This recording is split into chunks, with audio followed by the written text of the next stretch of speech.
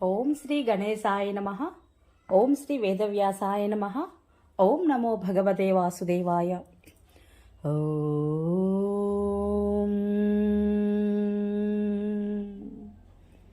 శుక్ల అంబరధరం విష్ణుం శశివర్ణం చతుర్భుజం ప్రసన్నవదనం ధ్యాయేత్ సర్వవిఘ్నోపశాంతయే. నారాయణం నమస్కృత్య నరం చైవ నరోత్తమం దేవీం సరస్వతిం వ్యాసం తతో జయముధీరయేత్. అనగా నారాయణ స్వరూపుడైన శ్రీకృష్ణుడికి, నరోత్తముడైన అర్జునుడికి, వారి లీలలను ప్రకటించే సరస్వతీదేవికి, దానిని రచించిన వ్యాసునికి నమస్కరించి అసుర భావాలను తొలగించి అంతఃకరణ శుద్ధిని కలిగించే మహాభారత గ్రంథ పారాయణకు ప్రేరేపించిన శ్రీకృష్ణ భగవానుడిని ప్రార్థిస్తూ ఈరోజు పారాయణలోనికి వెళదాం. మరి హరే కృష్ణ, అందరికీ నమస్కారం. మహాభారత గ్రంథ పారాయణలో భాగంగా మనం ఈరోజు 215వ రోజు చేరుకున్నాము. నిన్న మనము సుశర్మ విరాటుని గోవులపై దాడి చేయడం జరుగుతుంది. ఇక ఈరోజు మనము కౌరవుల దాడి, బృహన్నల సారథిగా ఉత్తరుడు యుద్ధానికి బయలుదేరట గురించి తెలుసుకోబోతున్నాము. చాలా బాగుంటుంది, చివరి వరకు స్కిప్ చేయకుండా చూడండి. హరే కృష్ణ. వైశంపాయనుడు చెబుతున్నాడు, రాజా, మత్స్యరాజు విరాటుడు గోవులను విడిపించడానికి త్రిగర్త సేనల మీదికి దాడికి బయలుదేరగానే దుర్యోధనుడు కూడా సమయం కనిపెట్టి తన మంత్రులతో సహా విరాట నగరంపై దాడి చేశాడు. భీష్మ, ద్రోణ, కర్ణ, కృప, అశ్వత్థామ, శకుని, దుశ్శాసన, వివిసంతి, వికర్ణ, చిత్రసేన, దుర్ముఖ, దుశ్శిలలు ఇంకా అనేక ఇతర మహారథులు దుర్యోధనుడి వెంట నడిచారు. ఈ కౌరవ వీరులు అందరూ విరాటుని 60,000 గోవులను అన్ని వైపుల నుండి రథపంక్తులతో అడ్డగించి తీసుకుపోయారు. వారిని ఎదిరించిన గొల్లవారిని వారు బాణాలతో కొట్టసాగారు. ఆ దెబ్బలకు వారి ఎదుట నిలవలేక ఆక్రోశించసాగారు. అప్పుడు గొల్లల నాయకుడు రథాన్ని ఎక్కి అత్యంత దీనంగా విలపిస్తూ నగరానికి వచ్చాడు. అతడు తిన్నగా రాజభవనపు ద్వారం దగ్గర రథం దిగి లోనికి వెళ్ళాడు. అక్కడ అతనికి విరాటరాజు కొడుకు భూమింజయుడు అంటే ఉత్తరుడు కనిపించాడు. గవాధ్యక్షుడు అతనికి ఈ వృత్తాంతమంతా విన్నవించాడు. అప్పుడు, రాజకుమారా, మీ 60,000 గోవులను కౌరవులు తోలుకొని పోతున్నారు. మీరు దేశక్షేమం కోరేవారు. ఇప్పుడు రాజుగారు తాము లేని సమయంలో ఇక్కడికి ఏర్పాట్లన్నీ మీకే అప్పగించి ఉన్నారు. వారు మిమ్మల్ని సభలో కులదీపుకులైన పుత్రులని, తనకు తగిన గొప్ప వీరులని ఎప్పుడూ పొగుడుతూ ఉంటారు కదా. కాబట్టి మీరు వెంటనే గోవులను విడిపించడానికి బయలుదేరండి. రాజుగారి మాటలు నిజమని రుజువు చేసి చూపండి అన్నాడు. అప్పుడు రాజకుమారుడు అంతఃపురంలో స్త్రీల మధ్య ఉన్నాడు. గవాధ్యక్షుని మాటలు వినగానే అతడు తనకు తాను గొప్పగా చెప్పుకుంటూ, తమ్ముడు, తప్పకుండా నేను ఈరోజు గోవులు వెళ్ళిన వైపుకి వెళ్తాను.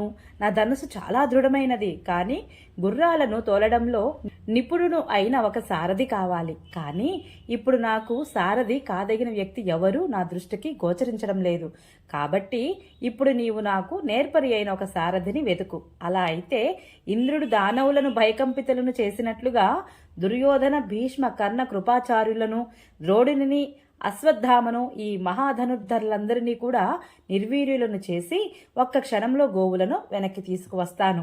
వారు యుద్ధంలో నా పరాక్రమం చూసి, వీడు తప్పకుండా కుంతీపుత్రుడైన అర్జునుడే, లేకపోతే మనలను ఇంతగా బాధించడు అని అనుకోవాల్సిందే మరి. అప్పుడు రాజకుమారుడు ఈ రీతిగా స్త్రీల మధ్యలో కూర్చొని మాటి మాటికి అర్జునుడి పేరుని తలపెట్టడం విని ద్రౌపది నిలవలేకపోయింది. ఆమె వారి మధ్య నుండి లేచి ఉత్తరుని దగ్గరకు వెళ్ళి, మదపుటేనుగు వంటి మహాకాయుడైన చూడ చక్కని యువకుడైన బృహన్నల పూర్వం అర్జునుడి వద్ద రథసారథిగా పనిచేశాడు.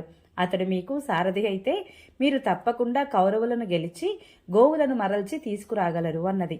సైరంధ్రి మాటలు విని ఉత్తరుడు తన చెల్లెలు ఉత్తరతో, ఓ సోదరి, నీవు వెంటనే వెళ్ళి బృహన్నలను వెంట పెట్టుకుని తీసుకురా అని ఆదేశించాడు.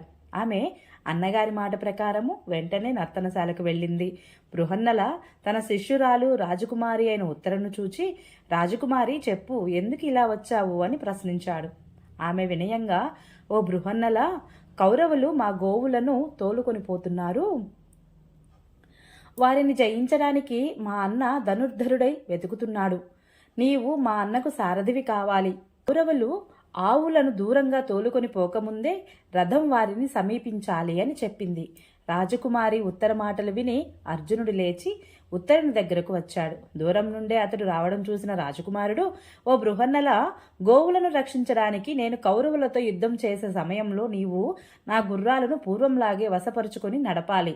నీవు అర్జునుడుకు ప్రియమైన సారథివని, నీ వలననే అర్జునుడు ఈ భూమినంతటిని జయించగలిగాడు అని ఇంతకుముందు నేను విని ఉన్నాను అన్నాడు.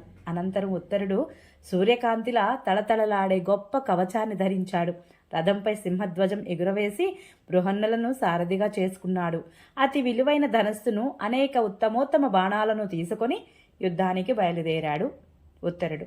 అప్పుడు ఉత్తర ఇతర కన్యలు బృహన్నలతో, ఓ బృహన్నల, యుద్ధభూమికి వచ్చిన భీష్మ ద్రోణాది కౌరవ వీరులందరినీ జయించి నీవు మా బొమ్మ పొత్తికలకు రంగురంగుల సన్నని మృదువైన వస్త్రాలను తీసుకునిరా అని చెప్పారు. అందుపై అర్జునుడు నవ్వి, ఈ రాజకుమారుడు ఉత్తరుడు యుద్ధరంగంలో ఆ మహావీరులను ఓడిస్తే నేను తప్పకుండా వారి దివ్య సుందర వస్త్రాలను తీసుకుని వస్తాను అన్నాడు. రాజకుమారుడు ఉత్తరుడు రాజధానిని దాటి బయటకు వచ్చాడు. తన సారథితో కౌరవులు ఎటు వెళ్లారో అటే రథం తోలు అని, ఈ కౌరవులందరూ విజయకాంక్షతో మూకమ్ముడిగా వచ్చినట్లున్నారు. వారందరినీ జయించి వారి వద్ద నుండి గోవులను మళ్లించి వెంటనే తిరిగి వస్తాను అన్నాడు. అప్పుడు పాండునందనుడైన అర్జునుడు ఉత్తరుని యొక్క మేలుజాతి గుర్రాల కళ్ళాలను వదులు చేశాడు. అర్జునుడి అదిలింపుతో అవి గాలితో మాట్లాడుతున్నట్లుగా, ఆకాశంలో ఎగురుతున్నవా అన్నట్లుగా అనిపించసాగాయి. కొద్ది దూరం వెళ్ళగానే ఉత్తరునికి అర్జునుకు కౌరవ సైన్యం కనపడింది. ఆ విశాల సైన్యము రథ గజ తురగ దళాలతో నిండి ఉన్నది.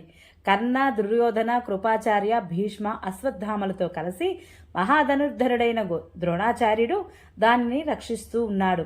ఆ సైన్యాన్ని చూడగానే ఉత్తరునికి భయంతో గగుర్పాటు కలిగింది. అతడు వ్యాకులుడై అర్జునుడితో, నేను కౌరవులతో యుద్ధం చేయగలను అనే నమ్మకం నాకు లేదు.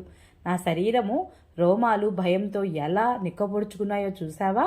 ఈ సైన్యంలో అసంఖ్యాకులైన వీరులున్నారు. వారు చాలా భయంకరులు. దేవతలు కూడా వారిని ఎదిరించలేరు.